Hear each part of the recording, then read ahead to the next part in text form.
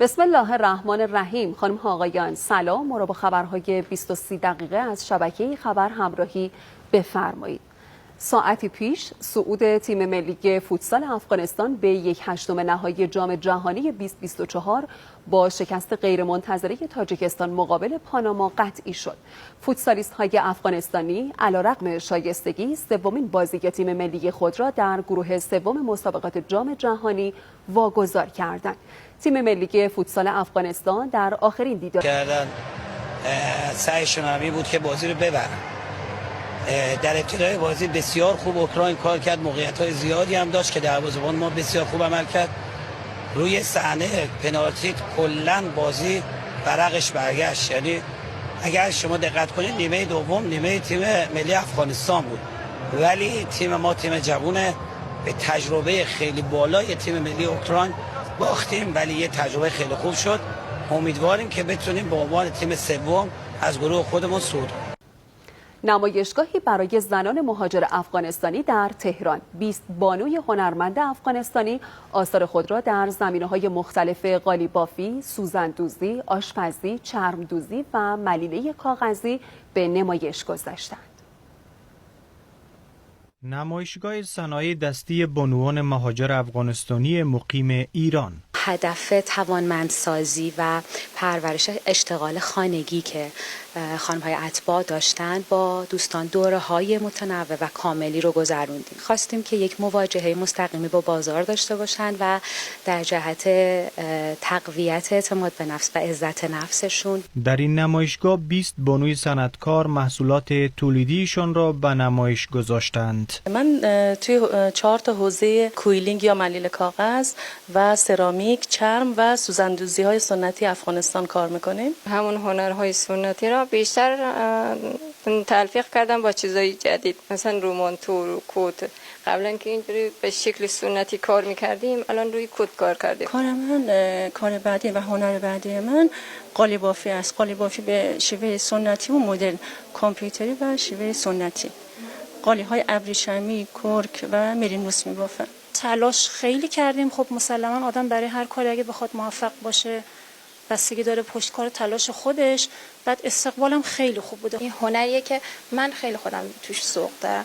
حالا بقیه هم باشن، با هم یک کسب و کار بزرگتری رو داشته باشیم و حمایت بشیم که بتونیم گسترش پیدا بکنیم. دستسازی های این بانوان مورد توجه بازدید کنندگان قرار گرفت. تنوعی که توی کارها دیدم به نظرم خیلی پیشرفت کرده بود، خصوصا حالا سوزندوزی‌هایی که وجود داشت، قاب تومار و حالا اشکالی که توی فرمت کوسن و رومیزی رانر اینا استفاده شده بود. هنر افغانستان، فرهنگ افغانستان و ایران تقریبا خیلی با هم دیگه شباهتی ندارن و خیلی خوبه که با هم همکاری زیادتر داشته باشن تا بتونن زیبایی‌های افغانستان را به دنیا نشون بدن. آشنایی با غذاهای سنتی افغانستان نیز از برنامه‌های این نمایشگاه بود. غذای محلیمون مثلا آشک داریم، ما منتو داریم، قابل پلو داریم، آش دوغ داریم که خیلی طرفدار داره. برای اینکه سنت هامون رو به مردم ایران هم معرفی کنیم که ما اینجوری غذاهای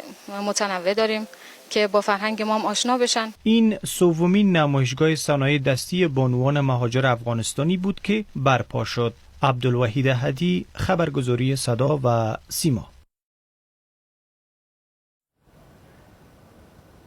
آیین پایانی مسابقه بین المللی پارسی وطن است در مشهد برگزار شد. شاعران و نویسندگان از کشورهای جمهوری اسلامی ایران، افغانستان، تاجیکستان و ازبکستان با ارسال 200 اثر در قالب شعر، داستان و مقاله در حوزه زبان فارسی در این مسابقه شرکت کردند. مراسم اختتامیه و تقدیر از برگزیدگان مسابقه بین المللی پارسی وطن است.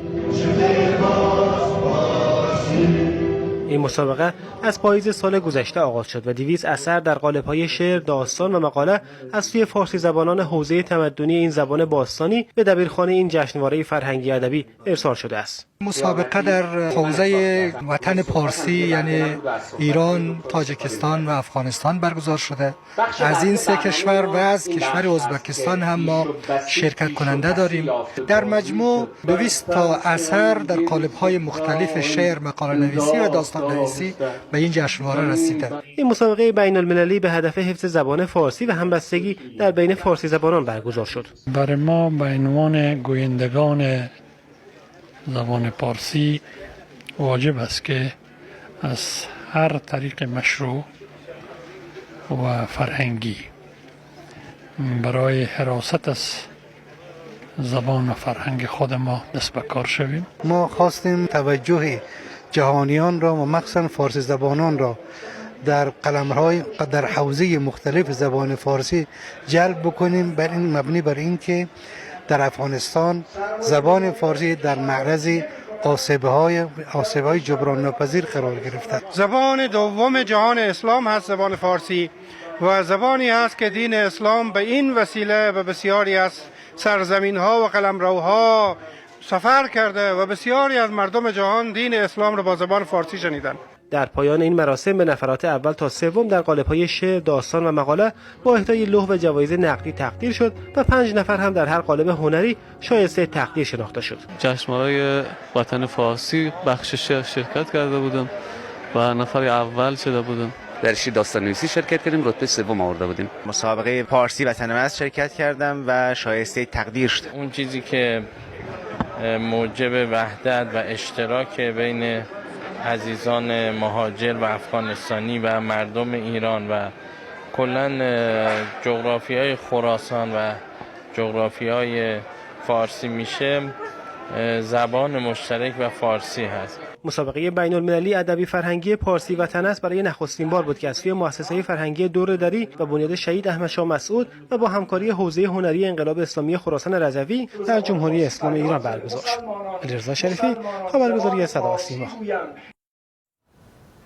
مراسم گرامی داشت شهدای مظلوم حمله تروریستی داعش به ولایت دایکندی افغانستان. در این مراسم خانواده شهدای این حادثه تروریستی که از مهاجران مقیم ایران هستند خواستار مجازات عاملان این جنایت شدند. مراسم بزرگداشت شهدای حمله تروریستی دایکندی افغانستان. همدلی از بین دو تا ملت مسلمان ایران، ملت مسلمان افغانستان در جوار مرقد ملکوتی حضرت امام آمدن تجلیل کنن از شهدای مظلوم افغانستان. برای تجلیل از یک تعدادی که مظلومانه به شهادت رسیدن اینجا شرکت کردیم. آمدیم که اینجا خدا توفیق داد به خاطر عزاداری شهدایی که واقعا هیچ گناهی نداشتن، تقصیری نداشتن، ولی بعد یک سری انسان‌های نامطلوب اینا کشتشون شهید شدن. شرکت کنندگان در این مراسم با خانواده شهدا همدردی کردند و از پیروزی اسلام گفتند. نه، اونا هرگز به اهداف خود نمیرسه، چون 1400 سال است که ادامه داره، همینطوری شهید میدیه در راه مذهب تشیع و مکتب اسلام. حتما نمیتونه. انشالله که خون این شهیدان و این عزیزانمان باعث میشه که نهال فنومند اسلام هر روز شکوفاتر و بزرگتر خواهد شد. هیچ وقت پیروز نخواهد شد. 40 سال اینا تلاش کردن، 40 سال از ما کشتن، 40 سال ما کشته دادیم، 40 سال ما شهید دادیم. هیچ وقت پیروز نشد، نخواهدن پیروز شد. همه قوم‌های افغانستان با هم متحد باشن، جلوی افراطیت بگیرن، بایستن و مبارزه کنن. من فکر میکنم که نه، داعش و هر گونه گروه تکفیری موفق شدن نمیتونه. حدود یک هفته پیش 4 نفر از عوامل گروه تروریستی داعش تعدادی از افغانستانی ها که برای استقبال از زوار امام حسین علیه السلام آمده بودند را در مرز ولایت دایکندی و غور به شهادت رساندند. اینا همه را صف استاد کردن که بیاین ما شما عکس میگیریم. به بهانه اینا 4 تا مسلح تفنگدار بودن دیگه، همشون پیشانده بودن، اینا را تیرباران میکنن. داداش من عقب بود، مثلا 5 دقیقه فاصله داشت. اینا که شلیک نه، داداشم مشکوک میشه، میگم مثلا صدای تفنگ از کجا اومد؟ صدای شلیکه. بعد بره نگاه کنه، اونا رو شهید شده، برگشت زده. خانواده شهدا و شرکت کنندگان از حکومت افغانستان خواستند عاملین این جنایت را مجازات کنند. قاتلا رو پیدا کنن و به سزای اعمالش برسونن. از مسئولان این است که واقعا امنیتشان را تأمین نماید، باید این قاتلان پیگیر شود و گرفته شود و باید آنها به جزای خود برسند. قاتل پیدا کن، هر کی هست پیدا کن. خدیجه پرورش، خبرگزاری صدا و سیما. خیلی ممنونم از همراهی شما. خدا نگهدار.